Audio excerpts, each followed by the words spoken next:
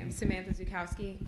March 30th, I wrote a letter to Governor DeSantis highlighting a solution to the hemorrhage-like loss we have of instructors here in Lee County.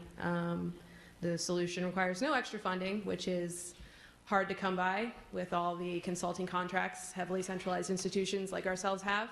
But anyway, the reform comes in the facet of temporary certified teachers becoming professionally certified teachers.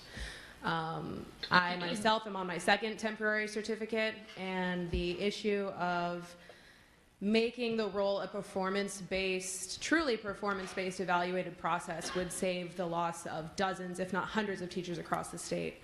Ending the kind of gauntlet temporary certified teachers have to go through to become professionally certified. That would get rid of a lot of the turbulent classroom environments our students experience. They have a rotating door of long-term subs. The quality of the content delivered throughout the course is subpar, and there's a lot of secondary and tertiary long-term detriments to the community when we can't keep teachers in the classroom.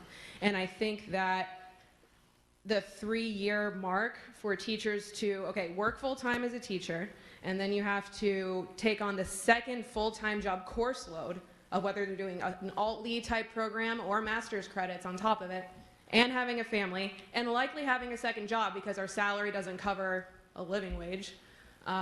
It's just not possible. And that's every 3 years, check your data, you're gonna see a massive outflux of instructors. And you see their hearts broken because they've forged relationships with some of these students. They've become coaches, they've become volunteers. And I think this is a really no money required way to keep teachers in the classroom longer if we just make the bridge from temporary to professional almost non-existent. I'm held to the same standards professionally certified teachers are held to. I'm evaluated twice a year. I have to do professional development. I have to take the same tests to prove I'm competent in the courses. What's the difference, right?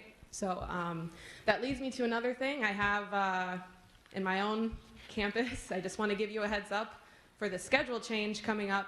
There are a large group of students organizing on social media to protest it and threaten unenrollment in favor of homeschool or a virtual option because the quality of the course content and time allowed to deliver it is not enough. Particularly for academy-based campuses, such as my own, we have firefighting, automotive, where they like to, in their junior and senior years, they go to all-day campuses to work on it. But that won't be possible with this new schedule, and if it's